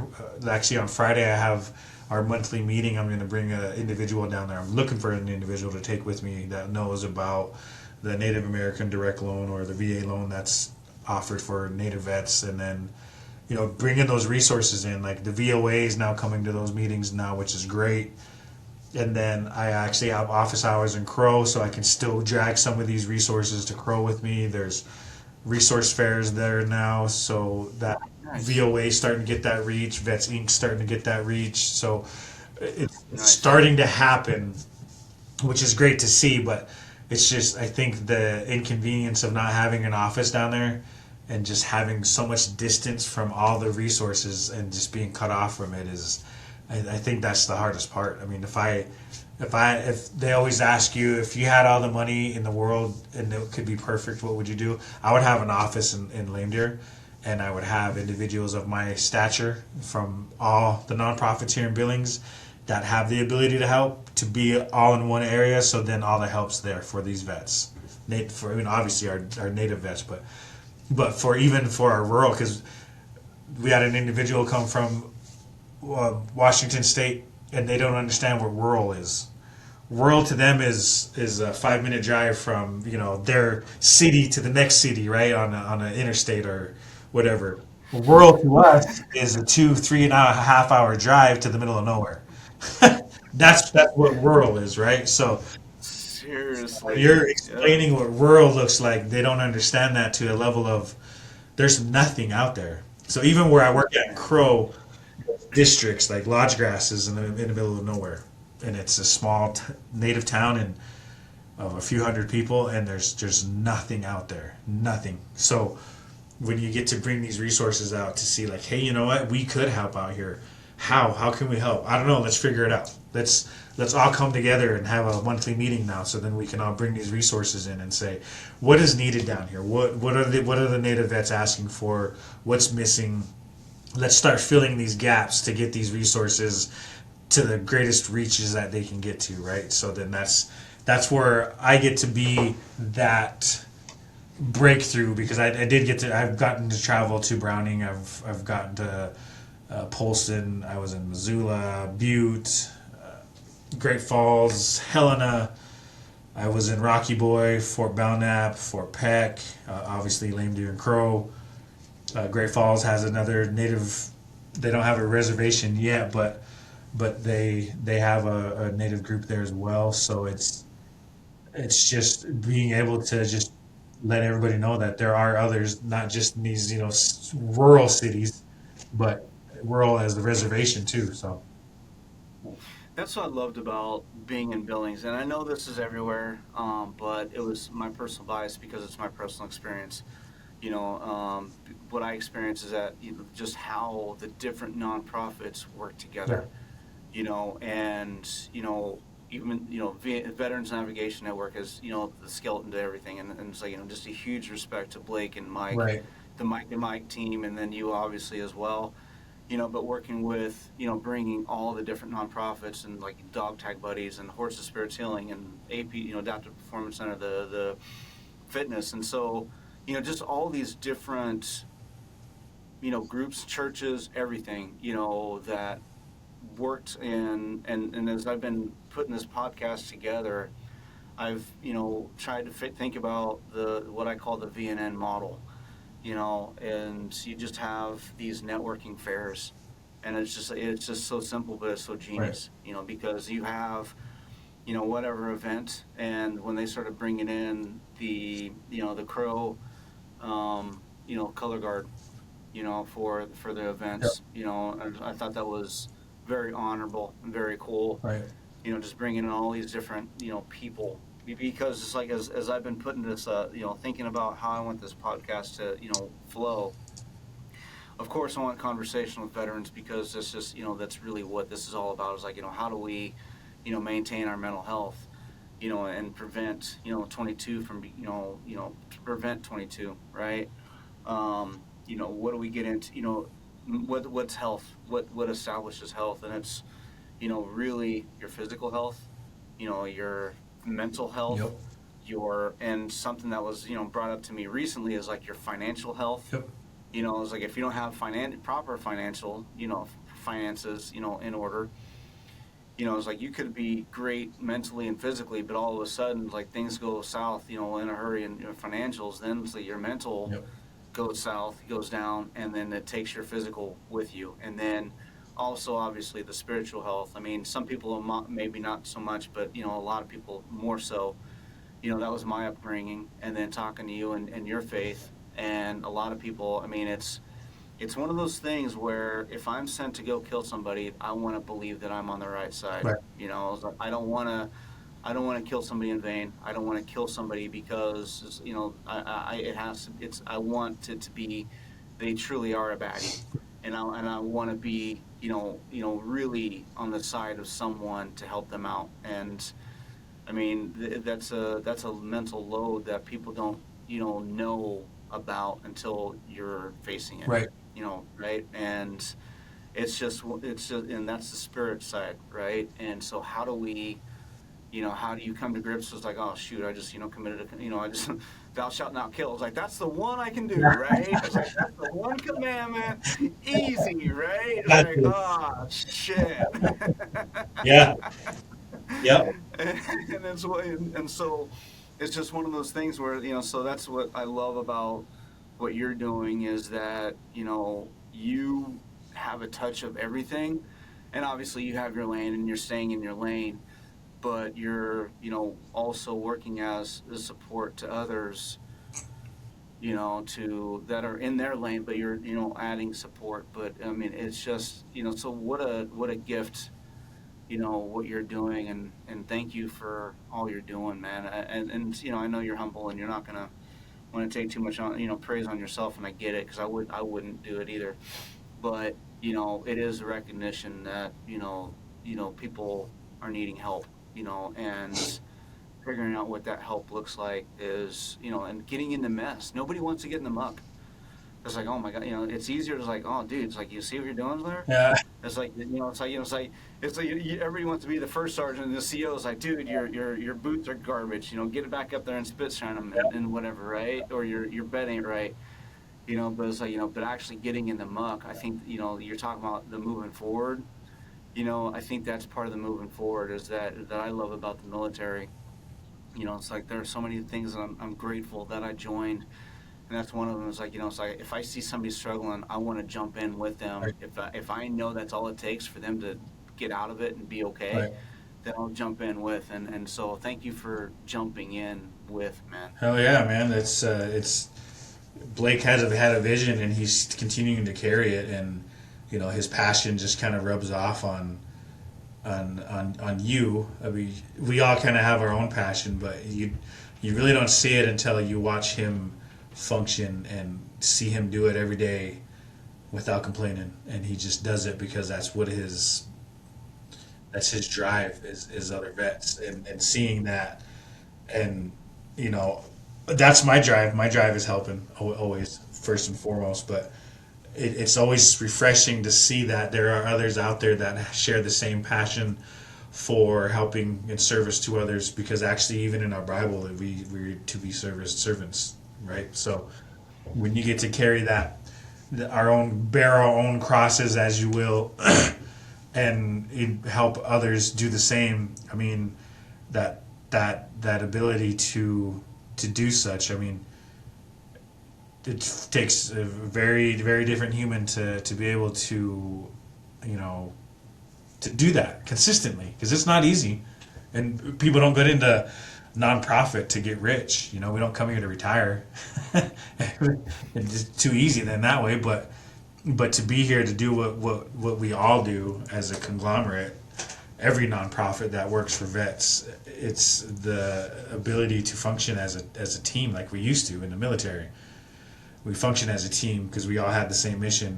When the mission is to go to this house and clear it, we all know what the end goal is, right? So then we get the same mission as vets. We want to help because we want to get this vet from point A to point B, and if we can all do it together, we're going to be successful. So the more that we are able to, be there for each other, we can be there more for other vets too. So 100%, 100%. Yeah, it's one of those things where, helping veterans, but it's also one of those things where, I think that what I loved about being in Montana and being in Montana is that because there are so many veterans, it's just that continuity, that we had, and just moving forward and working together. And when you have enough continuity and like what I call the community, bringing a community together, right? So Billings to, I don't know, wherever, right? Texas, somewhere in Texas, Austin, Texas, or, whatever, right? It's like, who cares the span? We're Americans, so, wherever you are, somebody can help somebody. And so to me, that's a community. Right. And then if you're from, I don't know, let's say, Romania, because they have soldiers too, or, you know, you know, Tibet. Well, they don't have Tibet. They don't. That's part of China. But but let's say Thailand, right? They have soldiers too, and they all go through this stuff. So how do we, branch out and help? And I mean, then it becomes, if you can help yourself and your people around you, and then you can like branch out and like start helping Right. others. And that's really, I don't know. I'm just happy like helping, us and bringing people, because when healthy spreads just as negativity spreads, Yep. man, just I've heard scientific experiments just about laughing, is that, let's say you go to a coffee shop and then you just start laughing, and then it's like you do it long enough, Someone's going to. and somebody else is gonna Yeah. laugh. I mean, it spreads like Yeah. yawns. Yeah. It does. All you gotta do is like start laughing, and then other people are gonna start laughing, and so that's what I'd love to see, is that I mean, the commercials, and whenever you buy a certain truck, they always say it's like, oh, it's mil spec, it's military grade, whatever. So first of all, if they only Yeah. understood, You know what military grade means. yeah, it's like that's the lowest bidder, man. Yep. But Exactly. on the positive, let's just stay on the positive Yeah. side, right? Yeah. But but it's one of those things that let's make mental health military grade, because we're seeing a problem, right? So, and another thing that I loved about the military is like, okay, here's the problem, present the problem, but you better be presenting solutions. So I hope to God, I pray to God that this podcast is as part of the solution, is one of many, along with what you guys are doing. That's my mission, right? Is to make this one of many, toward the solution, and it's just spread into the civilian world, and so okay, that's what the veterans like. Oh, that's what their problems are, and that's what they're going through. Oh, okay, I don't have those problems, then I can be okay too. It's okay for me to be okay too, and that's just what this is. It's like, why not be that lunatic laughing Yeah. in the coffee shop? Because we're going to talk shit and laugh Right. anyway. Might as well get some other people laughing Yeah. too. So. Yeah. Our military humor is a little dark at times, but For that's our sure. way of kind of getting around. I mean, certain individuals would not understand the depth of darkness that we are able to adhere to for ourselves, but for us military folk, that darkness is what we communicate in certain aspects of our, of our persona. So yeah, that's Right. Yeah. And it's like, and you're laughing at that? Oh my God, you guys are twisted more right. than Yeah. Right. like your cousin was like, oh, okay, Yeah. yeah. Yeah. It's like, hey. You get the cockroach. Yeah. All right. Yeah. So that being said, what are some great moments, or what are some great moments of comedy, throughout your military career? Man, we did barracks bowling one time, drinking. It was loud as shit. Got in trouble for it, but we still did it. We would go downtown.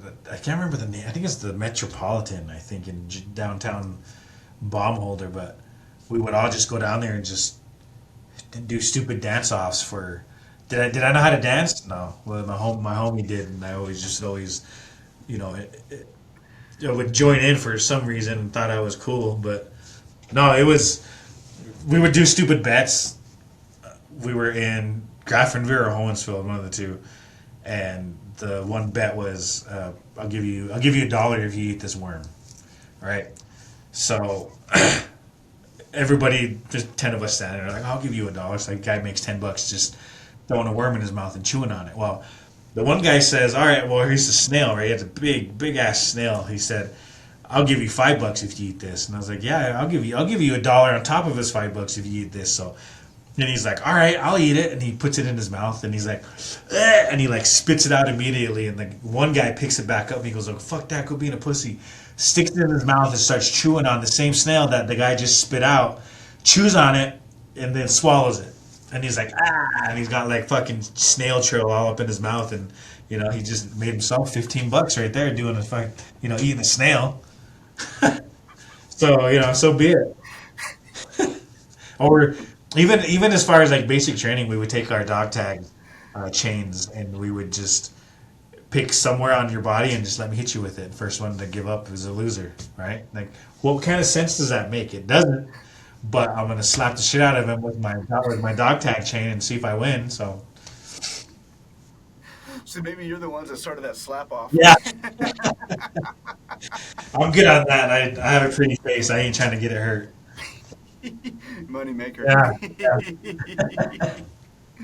Nice, man. So those are my questions. That's our time. But I mean, just before though, do you have any last thoughts? Man, I appreciate what you're doing because I think the more that you're able to put a platform out there that sees a problem and rather than compiling all this junk on top of it, there's someone out there that there's a lot of someone's out there that have had deal with it daily, that has watched someone struggle or whatever, and the more that we're able to get a word out there, all understand what the mission is and come together, there's a solution that can happen out of all of that.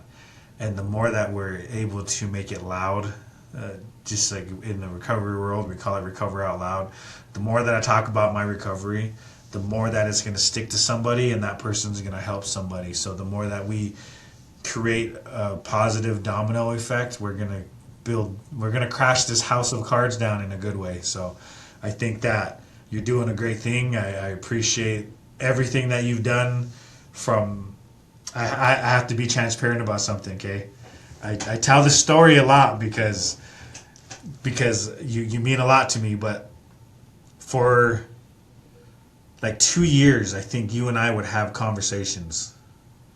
Yeah, 2 years. And out of those 2 years, I never knew your name. Well, it's Gary now. So, Right. I mean, this is all Right, but this was years ago now when we first got yeah. it That's hilarious. to the realm of APC, which was what, 2021, 22, I think, or whenever. Yeah, I've been there since like 2020. Yeah. So Well, the inception, really the inception. so Yeah. since back then, you and I would have these conversations, and you'd always come up and say, "Hey, Eddie," and we'd have these talks, and then I told my wife, I said, babe, I've had these moments where people would come up to me and have conversations with me, and I would talk to them because I know them, right? I would have conversations, and then we'd go our separate ways, and I'd be like, "What the fuck is his name? What is this person's name?" Right? So you and I had a conversation, and I don't remember who was at the front desk at ABC, but you had left, and I was walking out, and I was contemplating asking because I felt embarrassed, but I'm like, I feel like I need to know his name because him and I have these conversations. He's done all these videos on me, or showcased me in these videos.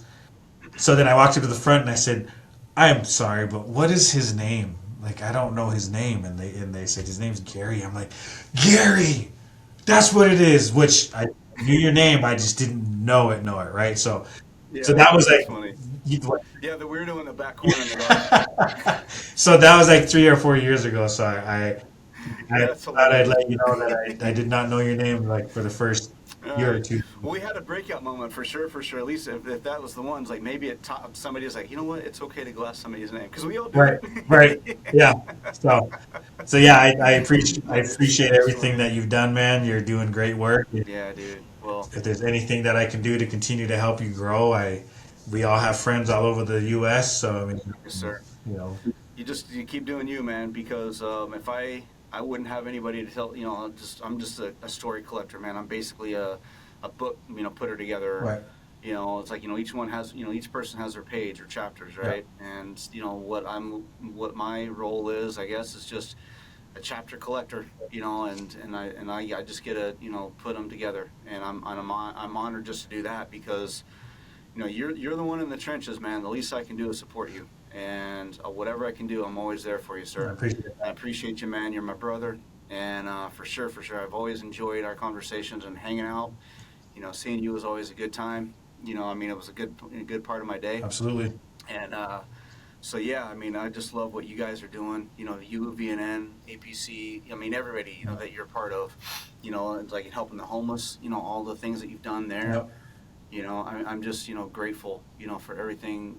What you're all doing in Billings, and you know, whatever I can do, man, I'm done. I'm there. And you know, yeah, man. So thank you for, you know, I'm just glad that, you know, we crossed paths, and thanks for, you know, being my friend. Absolutely, man. I appreciate you.